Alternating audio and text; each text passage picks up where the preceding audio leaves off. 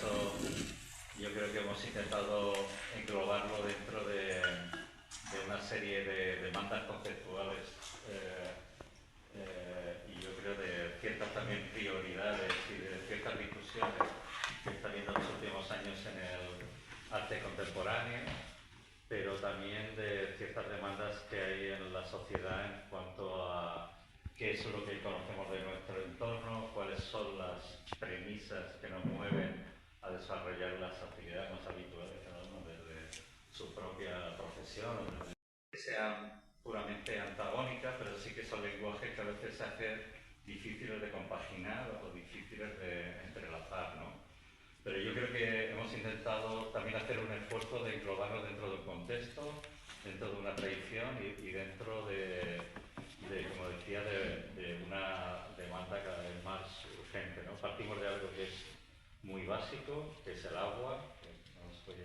Aquí hay muchos expertos que saben mucho más que nosotros. A nosotros nos ha costado, muchos de vosotros dedicáis la vida y vuestros conocimientos para algo que hemos visto que hemos descubierto algunos, pero que hemos visto que no es un recurso que ha estado siempre ahí y que no siempre ha estado tan visible. O sea, es algo que es súper necesario, el agua en la vida. Podemos estar aquí hablando durante cantidad de tiempo, pero sí que es verdad que nos interesaba ver todas esas partes de ciertas infraestructuras, pero también de ciertas condiciones, de cierta tecnología, sobre todo, que está muy oculta, que nos hace que cuando hacemos un clic en el grifo del agua, salga el agua. Y la primera pregunta que hicimos es: ¿el agua es potable? ¿No? Porque parece que es algo que es súper evidente, pero cuando hemos tenido que hacer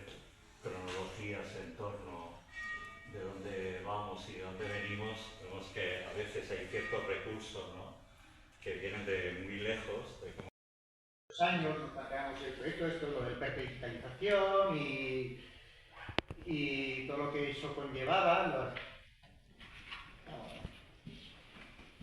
Cuando hace 2 años arrancamos el proyecto del PEC de digitalización y nos pusimos como objetivo unos objetivos, maximizar el valor de los datos, a ver, yo creo que nunca se nos ocurrió que íbamos a acabar aquí. Pero lo que sí estoy seguro es que realmente vais a contribuir a ese objetivo. Sí que estoy seguro que nos vais a sorprender y nos vais a mostrar una nueva perspectiva a los de dentro y a los de afuera. Y que creo que además vais a acercar el valor del agua a la población, lo cual sería para nosotros uno de los objetivos fundamentales, por supuesto.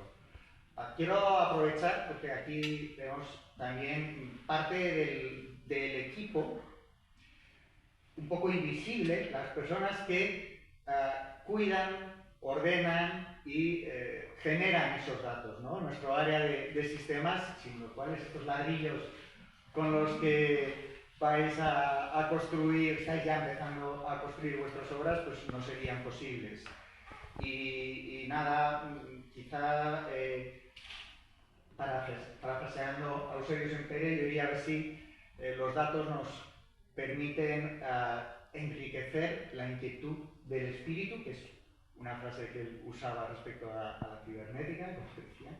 Y bueno, ánimo, porque realmente lo que he visto estos días me ha parecido muy prometedor.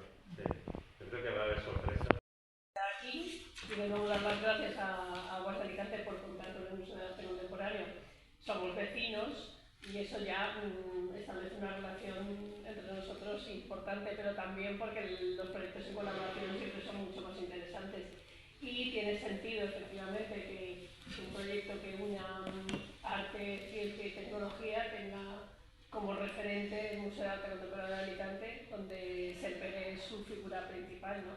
Sempere fue pionero, efectivamente, en la incorporación de los nuevos lenguajes de ese momento. Era un hombre de su tiempo, con lo cual era el mayor de todo aquel grupo, o era uno de los artistas mayores de aquel grupo en el que se vieron involucrados a finales de los 60 a partir de la donación de una computadora. IBM donó a la Universidad de Madrid una computadora IBM 7090 que era inmensa, como decía Dani, con dos propósitos. Una, que se construyera un edificio para albergarla. Efectivamente el edificio se construyó, era más grande que este, lo construyó el arquitecto Manuel Frisa. Y otra, que esa computadora no sirviera para cuestiones administrativas. La Universidad de Madrid hizo algo muy bien, que fue su éxito, que fue efectivamente no dedicarlo a cuestiones administrativas, pero tampoco dedicarlo a aquellas facultades de matemáticas o de física que podrían haber tenido algún sentido en torno a la computadora IBM, sino ponerla en manos de arquitectos, poetas, filósofos, lingüistas, músicos y artistas. Y eso fue realmente su éxito. Allí desde 1968 se crean los seminarios y allí tenemos a un grupo de artistas, pensadores, músicos y arquitectos discutiendo en torno al arte y la computadora.